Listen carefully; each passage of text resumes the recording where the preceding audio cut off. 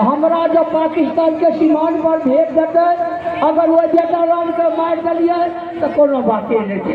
अगर हमरा मार देते तो दूगो बात थी, चाहे दोगो बात होगा। अगर हमरा उठा कर खाद फैक्ट्री में डाल देती है कोनो बाते नहीं रहती। अगर साबुन फैक्ट्री में देते तो फिर दूगो बात जा जाती है।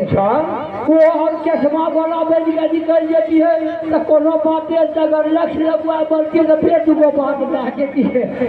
वो चश्मा वो लक्ष्य लगवा अगर मर्दना लगती है तो कोनो बाते रहती है, जलादी लगती है तो फिर दूगो बात में आ जाती है। वो जलादी जो लगती है ना मुझे बढ़िया लगती है। अगर लगे तरवा में जो लगा लेती है तो हम जलादी के तरवा करके जो जुबक रहती है सरल सभी के चलिए यहाँ बारह के तो 50 जगह घरे पी जाती है। मंत्री जी हाँ, शायद आज दरबार में सिंहासन लगा हुआ है। नहीं महाराज, अभी नहीं लगाते हैं।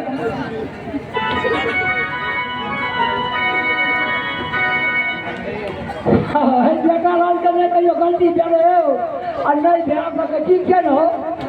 हमारा सिंहासन लगा दिए लगा दिए हो जी।